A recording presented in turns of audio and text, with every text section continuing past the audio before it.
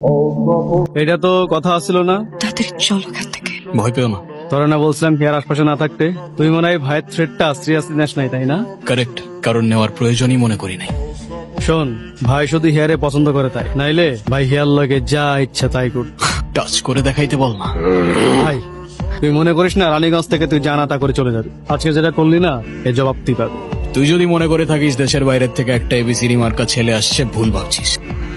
তোর জবাবের অপেক্ষায় থাকলাম।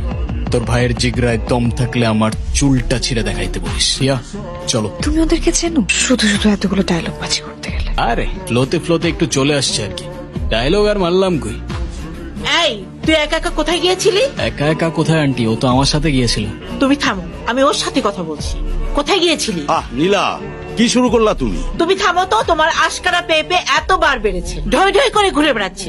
মা, আমি আর রুশই সামনেই হাঁটছিলাম, বেশি দূরে কোথাও যাইনি। তুই আমাকে বোঝাস? হ্যাঁ, সামনে হাঁটছিলি, সারাটা দিন টই টই করে গ্রামে ঘুরে বেড়াস, তারপরে তোর লজ্জা করে না? এত বেহা এত নির্লজ্জ হলে কি করে? আন্টি এখানে লজ্জা পাওয়ার কি আছে? কি এমন করছো? আর আপনি এভাবে কেন কথা বলতেছেন? আমি বুঝলাম না সেটা। এটা আমাদের ফ্যামিলি ব্যাপার, এখানে তুমি নাক গলাতে এসো। মা, তুমি ওর সাথে এভাবে কেন কথা বলতেছো? কি বললি? তোর কত বড় সাহস? তুই আমার মুখে মুখে তর্ক করিস? তোকে একদম। ঠিক, তুমি ওর সঙ্গে এরকম ব্যবহার করছো কেন? তুমি কি কোনোদিন আমার মেয়েটার সাথে মানুষের মতো আচরণ করবে না? ওকে তোমার এত হিংসা কেন? ও তোমার মেয়ে না বলে? আর কখনো যদি আমার মেয়ের গায়ে হাত তোলার কথা ভাবো। Uncle if you don't mind, আমি আপনাকে কিছু জিজ্ঞাসা করতে পারি? আমি জানি তুমি আমাকে কি জিজ্ঞেস করবে। নীলা হিয়ার সৎমা। হিয়ার মা যখন মারা যায় তখনও খুব ছোট।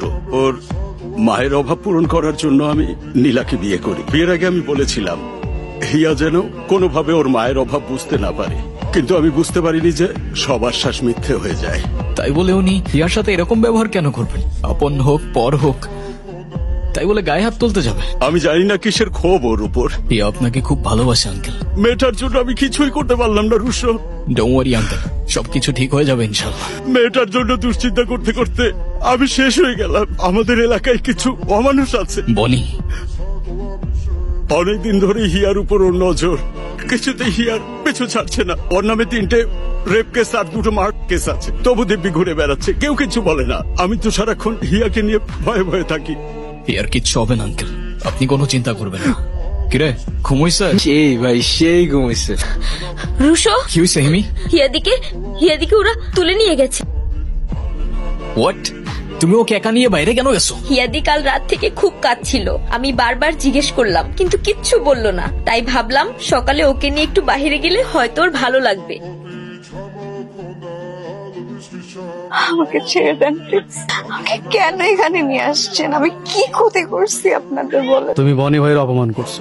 বনি ভাই তোমার কাছে কি চাইছিল? খুব বেশি কিছু না, একটুখানি ভালোবাসা, আর এইটাই তুমি দিতে পারলা না। আমাকে মাফ করে দেন, আমাকে যেতে দেন। কিসের এত অহংকার তোমার? সেদিন তো বনি ভাইয়ের সামনে পোলার হাত ধরে ড্যাং ড্যাং করে চলে গেল, আজকে তোমারে কে বাঁচাইবো?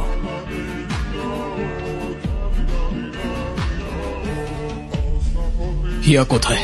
হিয়া এখানে নাই, আর থাকলে তোর কি বে? আর একবার জিজ্ঞাসা করবো, এরপর না বললে তোদের মায়ের কসম এখানে আর কেউ তোরা নিচের পায়ে দাঁড়ায় থাকতে পারবি না। হিয়া কোথায়?